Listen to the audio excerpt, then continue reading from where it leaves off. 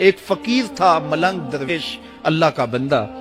اس کی عادت یہ تھی کہ اپنے ڈیرے پہ آنے والوں کو کھلاتا، ان کو پلاتا، ان کی ضروریات کا خیال رکھتا، لیکن کوئی مالی آسودگیاں نہیں تھی. ہوتا یہ تھا کہ بعض اوقات لوگ آتے تو ادھار لے کر کے وہ لوگوں کو کھلا دیتا. خیر، چونکہ فقیر کا مزاج یہ ہوتا ہے کہ لوگ آئیں اس کے ڈیرے سے کھائیں. بابا بلے شاہ نے بھی کہا تھا نا، اٹ کھڑک کے دکڑ وجے تتا ہووے چلا، آن فقیر کھا کھا جاون راضی ہووے بلا. یہ فقیروں کا مزاج ہے. تو جو بھی آتا اس کے ڈیرے سے کھاتا، اور وہ ادھار اٹھا اٹھا کے لوگوں کی ضروریات کو پورا کرتے رہتے. وقت آخر آ گیا، جن لوگوں نے ادھار دیا تھا وہ سارے تقاضا کرنے آ گئے. اب بابا جی کو کیا فکر لاحق ہے کہ یہ میرے مہمان اور میں ان کو کچھ پیش کرنے کی صلاحیت نہیں رکھتا. ایک بچہ تھا، وہ کچھ سامان بیچ رہا تھا، پتیسا بیچ رہا تھا یا کوئی اور چیز بیچ رہا تھا. اس نے گلی سے گزرتے ہوئے آواز لگائی، خادم کو کہا سے بلا کے لاؤ. کہا تم بیچ رہے ہو تو میرے مہمانوں کو کھلا دو. بچہ بڑا خوش ہوا کہ میں سارا دن گلیوں میں گھوم کے یہ پتیسا بیچنا تھا، اب یہ ایک جگہ ہی سارا فروخت ہو گیا تو یہ تو موج لگ گئی، میں جلدی گھر چلا جاؤں گا، میری ماں خوش ہوگی. تو سارا ان مہمانوں کو کھلا دیا گیا. اور اس کے بعد کہا بابا جی پیسے.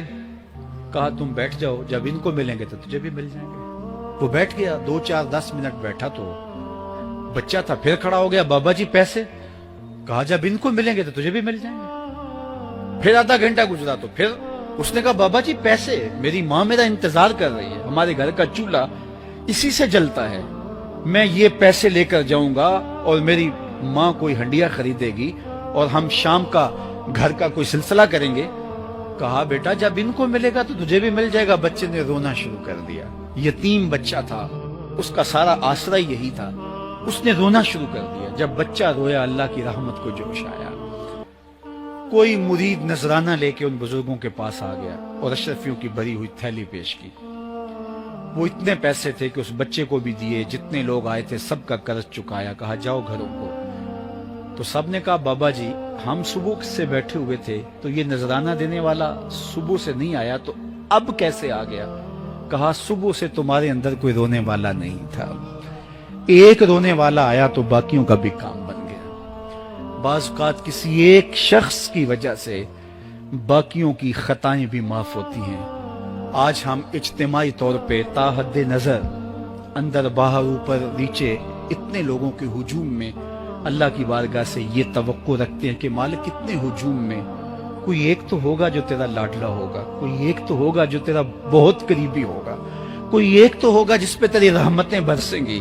تو مالک اس کے صدقے سے ہماری خطائیں بھی معاف کر دے، ہمارے گناہ بھی معاف کر دے. کوئی ایک رونے والی آنکھ مل گئی تو باقیوں کا بھی کام بن جائے گا. اٹھ فریدا ستیا تے میلہ ویکھن جا، وت کوئی بخشیا مل جاوے تے تو ہی بخشیا جا.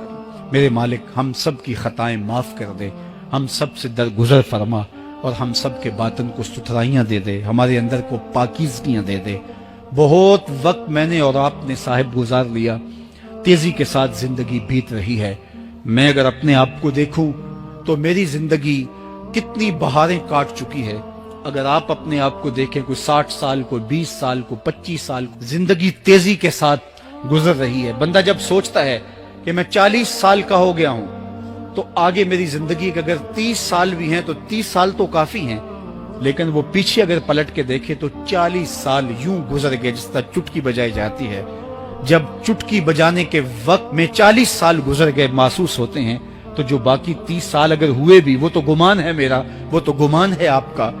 ہمیں تو ایک سانس کا بھی نہیں پتا. پوچھا گیا زندگی اور موت کے بارے میں کیا خیال ہے؟ کہا فجر پڑی ہے، پتہ نہیں ظہر پڑھ سکیں گے یا کہ نہیں. کہا اتنی لمبی امیدیں لگائے بیٹھے ہو. کہا ظہر پڑی ہے، پتہ نہیں عصر پڑھنے کا موقع نصیب ہوتا ہے کہ نہیں. کہا یہ بھی طول عمل ہے. ایک بولا عصر پڑی ہے، پتہ نہیں مغرب پڑھ سکیں گے یا کہ نہیں. کسی نے کہا ایک رکعت پڑی ہے، پتہ نہیں دوسری رکعت بھی پڑھنا نصیب ہوتی ہے یا نہیں. کہا یہ سب تمہارے منہوں کی باتیں ہیں.